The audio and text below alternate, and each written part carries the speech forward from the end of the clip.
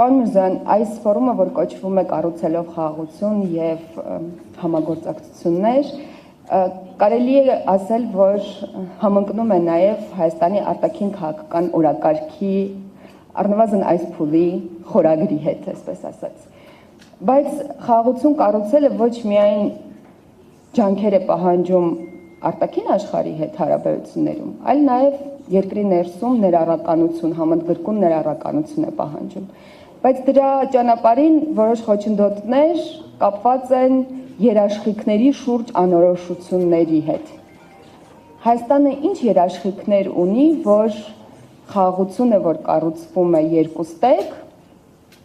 եթե ոչ հարատև, ապա առնվազն երկարատև ռազմավարական գործընթաց է լինելու, եւ երկրորդը այն խաղաղությունը, որ կառուցվում է, երկու կողմում էլ նույն որակի խաղաղությունը նկատի ունեն երկրները։ Բարև ձեզ, հուսով եմ բոլորը արդեն հասցրել են առավոտյան սուրճը խմել եւ պատրաստ են լուրջ քննարկման, բայց մինչեւ ձեր հարցին անդրադառնալ ուզում եմ նախ շնորհակալություն հայտնել կազմակերպիչներին եւ երկրորդ շնորհակալություն ինձ հրավիրելու համար, կարծում եմ, որ այսպիսի քննարկումները շատ պահանջված են, ես սովորաբար առիթ ունենում եմ այս թեմաներին նման ձևաչափերով անդրադառնալ հիմնականում Հայաստանից դուրս եւ նաեւ կարեւոր եմ համարում շատ այս խոսակցությունը Հայաստանի ներսում, թեև եւ վարչապետը եւ մյուս մեր գործընկերները շարունակաբար ունեն ուղիղ երկխոսություն քաղաքացիների փորձագիտական հանրույթի հետ։ Վերադառնալով ձեր հարցին, գիտեք, երևի խաղաղության գործընթացին վերաբերող առանցքային եւ ամենակննարկվող հարցերից մեկը բարձրացրեցիք երաշխիքները, որովհետեւ կհիշեք մինչ խաղաղության համաձայնագրի տեքստի հրապարակումը, մինչ Վաշինգտոնում ստորագրված դեկլարացիան, մինչ մյուս փաստաթղթերը, որոնք հաջողվել է օրինակ ադրբեջանական կողմի հետ համաձայնացնել, ստորագրել, վավերացնել, ինչպես օրինակ սահմանազատման գործընթացի դեպքում կանոնակարգը, որը ստորագրվեց, վավերացվեց, բոլոր փաստաթղթերի, բոլոր գործընթացների շուրջ կա մի հսկայական կոնսպիրոլոգիա,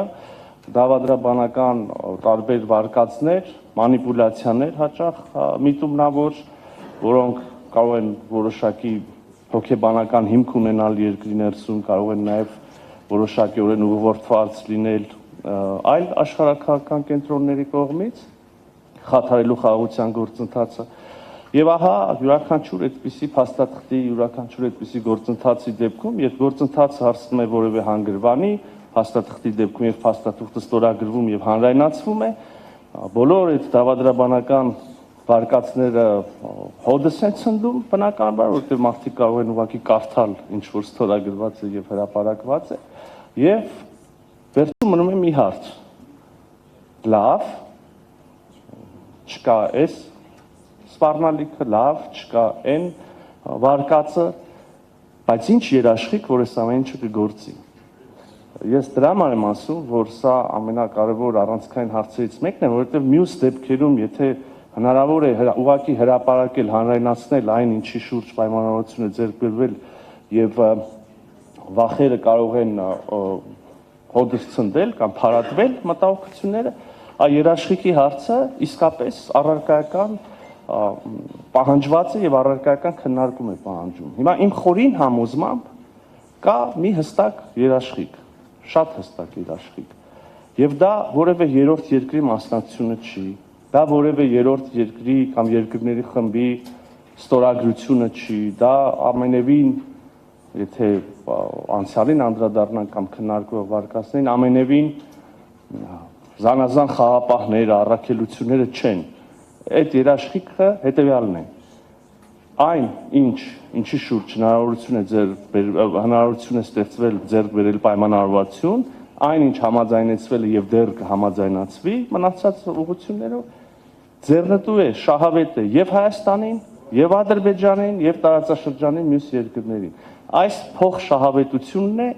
որը կարծում եմ հարատևություն, երկարատև կյանք է հաղորդելու խաղաղության համաձայնագրին, որը կստորագրվի, հռչակագրին, որը երկրների ղեկավարների կողմից ստորագրվել է, կանոնակարգին սահմանազատման, որը վավերացվել է մեր ազգային ժողովում, եւ մնացած բոլոր համաձայնություններին, որը վստահ եմ հնարավոր կլինի ձեռք բերել առաջիկայում։ Ոչ մի շահագրգռություն չի ունենալու Հայաստանը խախտել այդ պայմանագիրը կամ պայմանավորվածությունները, ոչ մի շահագրգռվածություն չի ունենալու իմ պատկերացմամբ Ադրբեջանը խախտել այդ պայմանավորվածությունները, ոչ մի շահագրգռվածություն չի ունենալու Թուրքիան խաթարել այդ գործընթացը Հայաստանի եւ Ադրբեջանի միջեւ եւ մնացած բոլոր երկրները եւս։ Այն հնարավորությունը, որը ստեղծվում է Հայաստանի համար, փոխկապակցվածությունը, վստահ եմ կանդրադառնանք հիմա ընթացքում նաեւ այդ հարցին, չգիտեմ, երկաթուղիներ, գազամուղեր, էլեկտրական հոսանքի գծեր եւ այլն, փոխկապակցվածություն, որը միայն Հայաստանին եւ Ադրբեջանին չի կապելու, չէ՞, բոլորս հասկանում ենք, կապելու է Եվրոպայից, Եվրոպական միությունից մինչև հեռավոր արևելք ընկած բոլոր երկրներին։ Սա է ուրեմն ձեր հարցի պատասխանը, փոխշահավետությունը։ Չմոռանաք հավանել տեսանյութը եւ բաժանորդագրվել Civic AM-ի YouTube-յան էջին։